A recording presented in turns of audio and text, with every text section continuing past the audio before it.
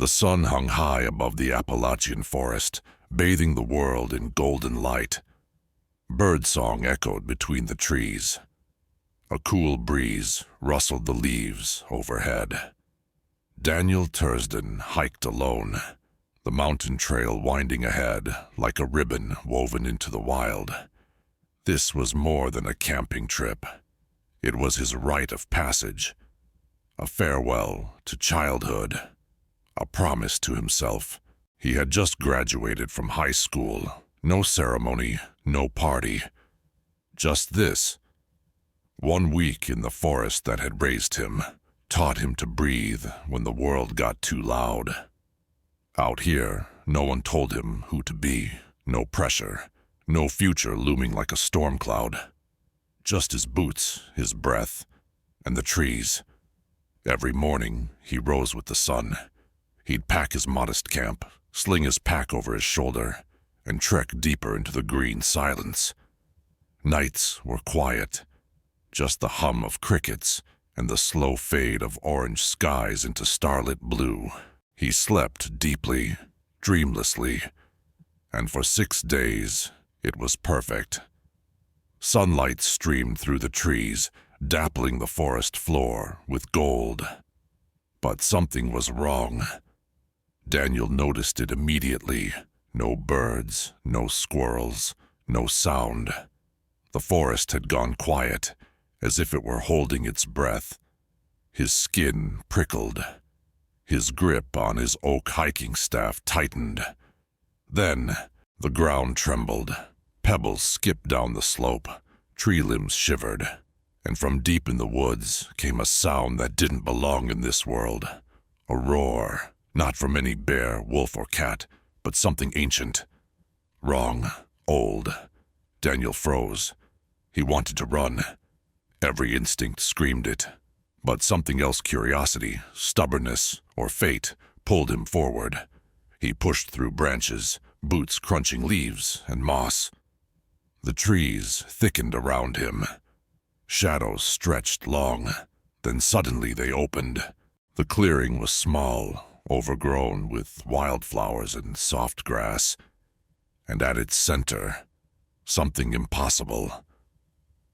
Daniel stopped. His hand rested on the rough bark of a nearby oak as he stared. A massive and humanoid creature lay slumped across a stone slab, half buried in moss. Even collapsed, it was over 8 feet tall. Black armor covered its body, glowing with fiery red glyphs. A cloak of living darkness slithered over its shoulders, trailing into smoke that hissed where it touched the ground. 2 ram-like horns jutted from its bald, battle-scarred head. Its body was torn, leaking thick black-red blood that steamed and ate into the earth like acid. But it was the eyes that rooted Daniel in place, crimson, burning, and staring straight at him. Then it spoke. Not out loud, not with sound, but with vibration, as if the voice was being carved directly into Daniel's mind. Do not fear, mortal. I cannot harm you, as I once could. I am Garzarbethus, Lord of Shadows. My strength fades with every drop of lifeblood spilled onto this earth. But fate has brought you here for a reason. Daniel's chest tightened. Garzarbethus. He'd heard the name before, whispers around campfires, stories about a demon who granted power. For a price. Why am I here? Daniel asked. His voice didn't shake. He was proud of that. The creature's eyes flared brighter. You stand at a crossroads. Your potential is vast, but unfocused. I do not have much time. I need a successor. That is why fate led you here. Successor. Daniel almost laughed. He was just some kid from nowhere. But the demon's stare pierced through the doubt. You see yourself as ordinary, but I see intelligence, courage, ambition.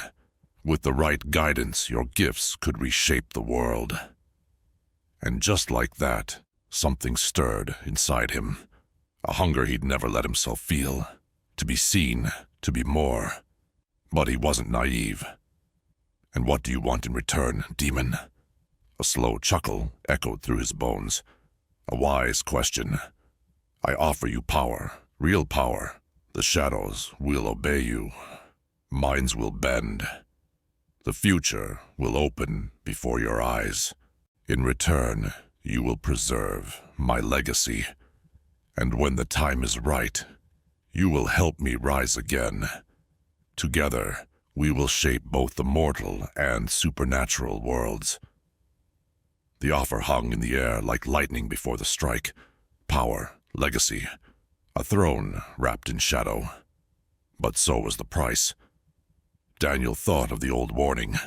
Absolute power corrupts absolutely.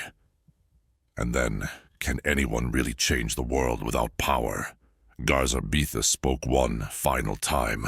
"The choice is yours. But know this, opportunities like this do not come twice. You have the chance to shape history, if you dare to take it." The demon flickered, its form dimming. Time was running out. Daniel's breath came faster. In his mind, he saw two futures: a safe, ordinary life, or this dark, terrifying, magnificent path forward. His hand trembled. Then he reached out. Garza-Bethus's taloned hand closed around his. A surge of fire shot through Daniel's veins. He cried out, his body lit from within as power tore through muscle, marrow, and memory. Visions poured into him, ancient languages, lost empires, whispers of long-dead kings and demon lords. Secrets not meant for mortals filled his mind. He tottered on the brink of oblivion, barely held on.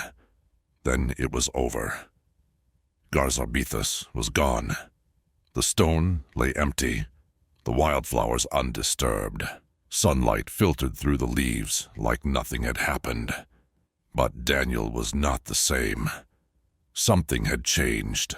He felt it in his blood, a second heartbeat, a whisper in his mind, a shadow curled beneath his skin. Two forces now lived inside him, one human, one something far older. This trip was supposed to be an escape, a farewell to childhood.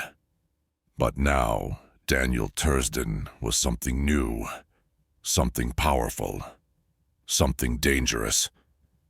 Whatever came next, there was no turning back.